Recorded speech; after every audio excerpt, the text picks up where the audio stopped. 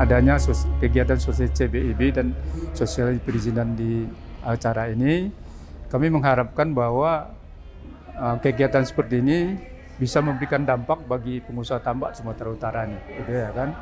Nah, harapan kami bahwa dengan adanya acara ini, sehingga akhirnya yang masalah-masalah yang kami hadapi seperti masalah perizinan, masalah cara budidaya udang ikan yang baik itu bisa memberikan dampak bagi pengusaha di tambak Sumatera Utara ini, gitu ya kan. Contohnya misalnya kami sekarang lagi menghadapi masalah perizinan, di mana tambak yang ada di Sumatera ini hampir semuanya terkena hutan lindung, ya, kena hutan konservasi, sehingga kami mengalami kesulitan untuk mengurus perizinan.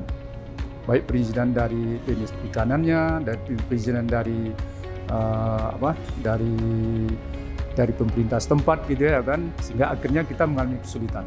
Karena ini menjadi suatu masalah juga. Kita tidak bisa mengembangkan usaha karena salah satu contoh tadi, jangankan untuk mengembangkan, untuk merehab tambak kita sendiri pun mengalami kesulitan.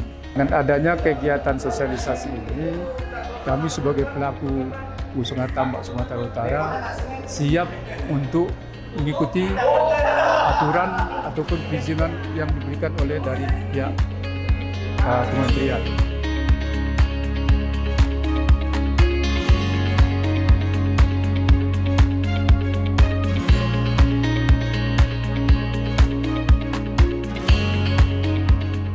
Terkait dengan banyaknya pertanyaan yang disampaikan bahwa masih terdapat lahan-lahan masyarakat ya maupun korporasi, khususnya lahan tambak ya, karena terkait dengan perikanan dan kelautan yang masih berada dalam kawasan hutan.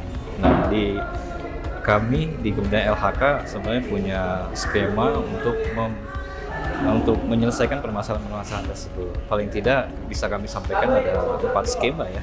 Yang pertama adalah dengan pengakuan hak.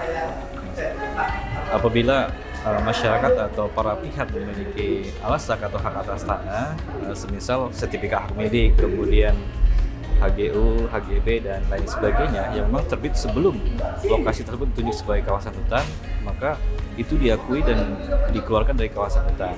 Caranya sederhana, bisa bersurat langsung ke Kementerian LHK, CQ Dirjen PKTL, atau CQ juga ke Direktorat Pengukuhan dan Penatagunaan Kawasan Hutan. Itu skema yang pertama. Kemudian skema yang kedua, di Undang-Undang Cipta Kerja tahun 2020 itu ada pasal yang bisa menyelesaikan permasalahan tersebut, yaitu pasal 110A dan juga pasal 110B. Pasal 110A ini mengatur terhadap usaha terbangun yang berada dalam kawasan hutan, di mana dia sudah memiliki perizinan di bidangnya yang dikeluarkan oleh pihak atau pejabat yang berwenang. Kemudian nanti akan juga kesesuaian tata ruang itu bisa disesuaikan dengan 110A.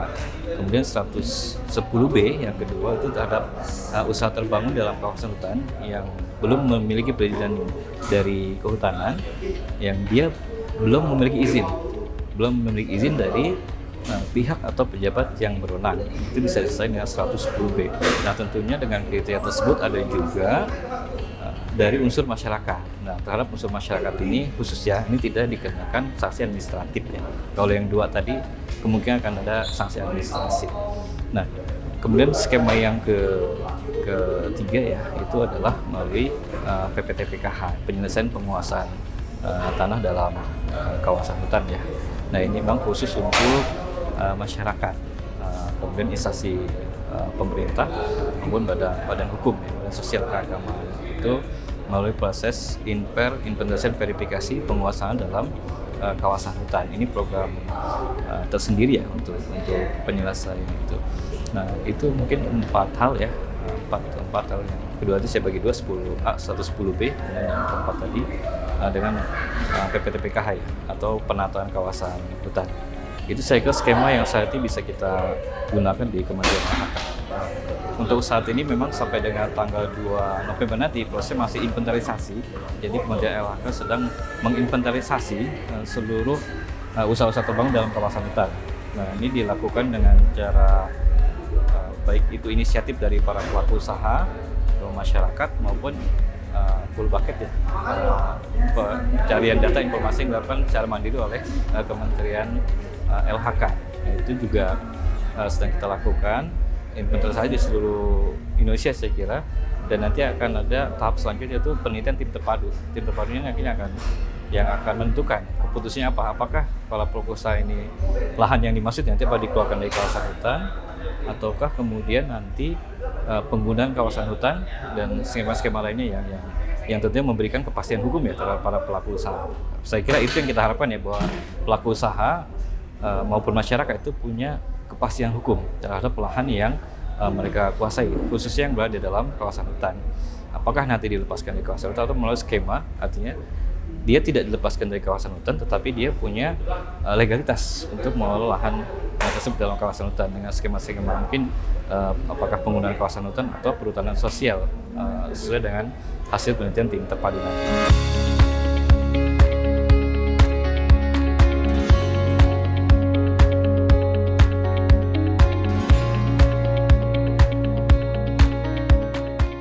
Kita juga menghadapi persaingan yang luar biasa. Persaingan terhadap negara-negara kompetitor kita, terutama dari Ekuador, kemudian yang kedua adalah India, Vietnam juga ya, dan bahkan sekarang muncul juga negara-negara yang potensial menjadi basis daripada produk udang yang mungkin menjadi kompetisi kita juga ya. Oleh sebab itu ya, dalam rangka peningkatan kualitas produk kita yang bisa bersaing dalam pasar global, CBIB itu mutlak harus dilakukan oleh standar CBIB itu mutlak harus dilakukan oleh pembudidaya kita. Caranya gimana? Dampingin mereka, ya, introduksikan CBIB dan lakukan monitoring sampai mereka bisa melakukannya dengan baik, kemudian beri dia tanda bahwa mereka melakukan sertifikasi dengan baik melalui program sertifikasi CBIB.